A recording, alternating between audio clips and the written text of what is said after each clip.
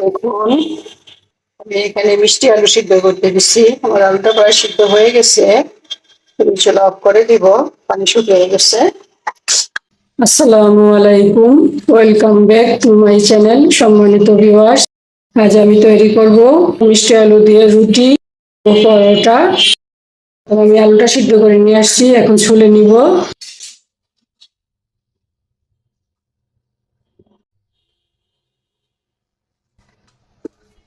দেখুন, আমি ভালো করে খোসা ছাড়িয়ে পরিষ্কার করে ধুয়ে নিচ্ছি। আমি এখন আলুটা মথে ম্যাশ করে নিব।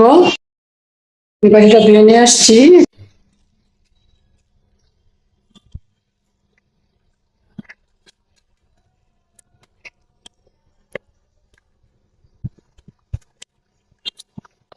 আলুটা ভালো করে ম্যাশ করতে হবে, ছোট ছোট কোনো চাকা রাখা যাবে না। যত বেশি ম্যাশ করা যাবে তত বেশি রুটিটা বানাতে সুবিধা হবে, আবার নরম হবে, খেতে মজা লাগবে।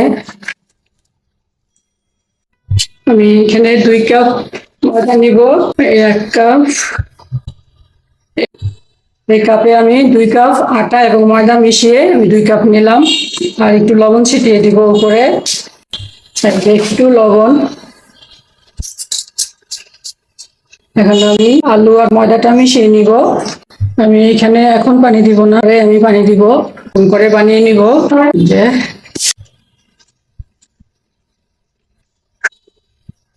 আমি এখন গ্রেট করে নিব।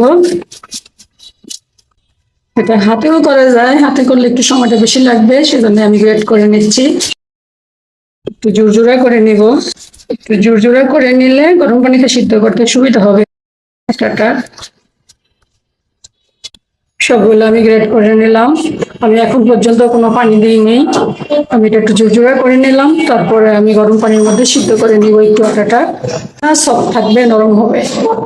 আমি এখন আটাটার মধ্যে গরম পানি দিব। আমি 1 মগ পানি নিচ্ছি, অল্প অল্প করে দিব, দিয়ে কাইটা রেডি করে নিব।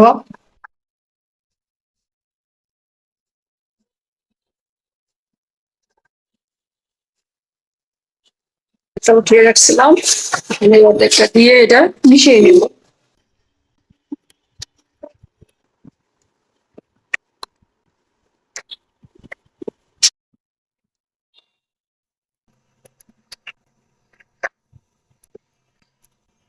দেখুন, আমি ভালো করে আটাটা মথে নিলাম। এখন আমি রুটির শেপ দিব।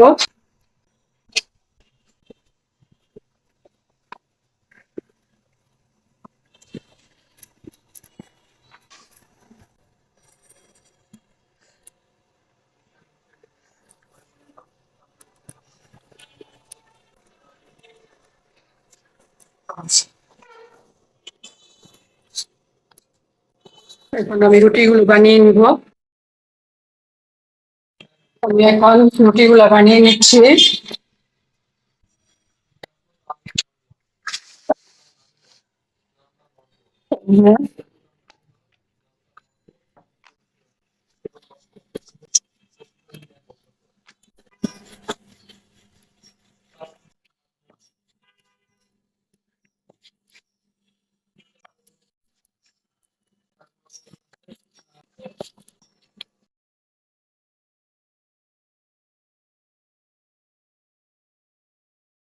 এভাবে করে আমি সবগুলো বানিয়ে নিব।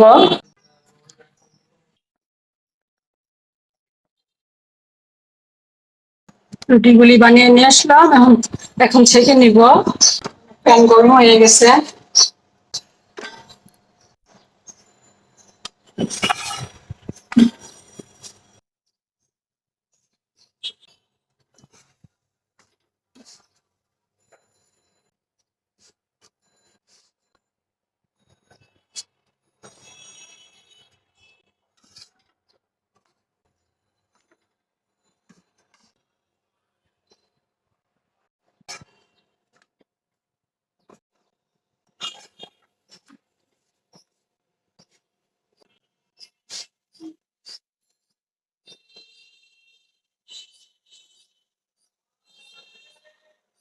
দেখুন কি সুন্দর ফুলছে রুটিটা, মাশাআল্লাহ।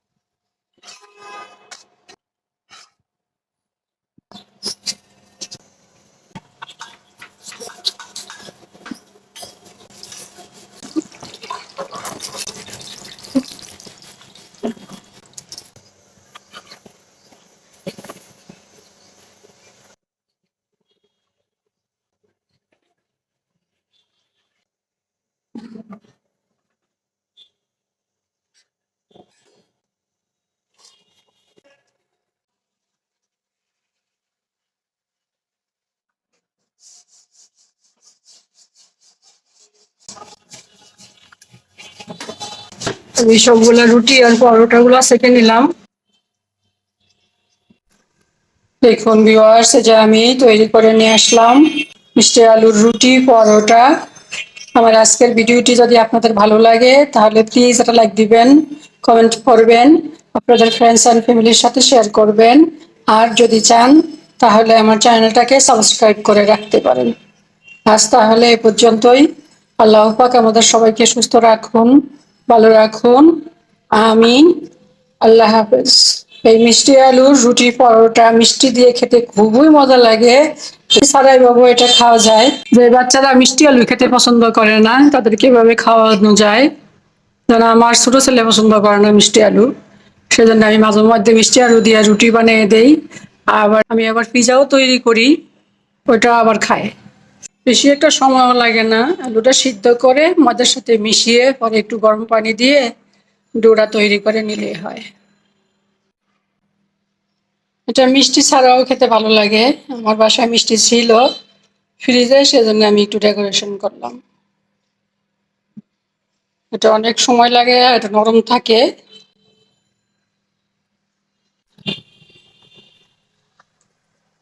এই যে দেখুন, একদম নরম।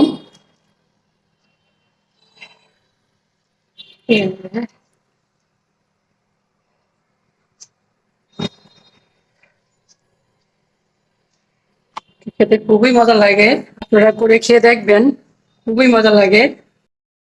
এটা হলো আমার একটা মিষ্টি আলুর ডো। আমি ময়দা আর মিষ্টি আলু দিয়ে ডো তৈরি করছিলাম, সেখান থেকে অর্ধেকটা দিয়ে আমি রুটি পরোটা তৈরি করছি, আর বাকি অর্ধেকটা আমি এখানে রেখে দিছি। এই অর্ধেকটা ডো আমি বেলে রেখে দিছি, এটা দিয়ে আমি পিজা তৈরি করব। আমি এখন এটাই গরম হাঁড়িতে দিয়ে দিব। আমি এখানে তেল মেখে নিছি,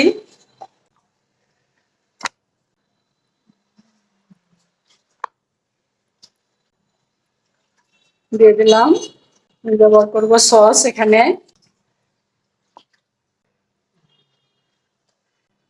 সসটা চারিদিকে ছড়িয়ে দিব।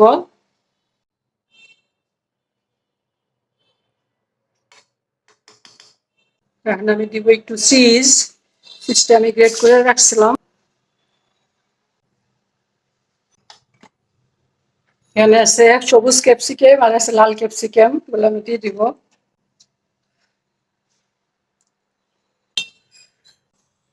লাল ক্যাপসিকামটা দিয়ে দিব।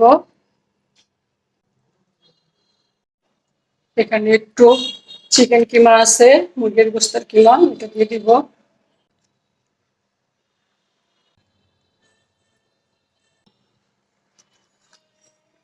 বাকি ক্যাপসিকামটা দিয়ে দিব। বাকি চিজটাও আমি দিয়ে দিব।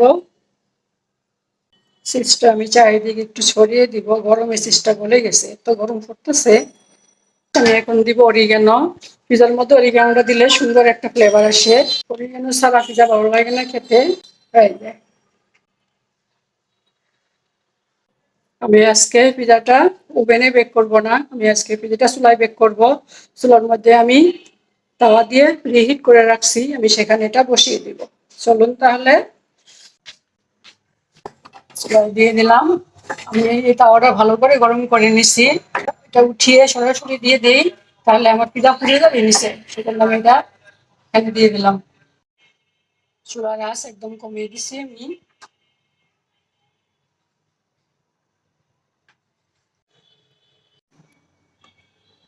এখন আমি দেখে দিব। ফিরে আসছি 15 মিনিট পর। দেখুন, এই যে আমি পিজাটা নামিয়ে নিয়ে আসলাম। আমার পিজাটা হয়ে গেছে।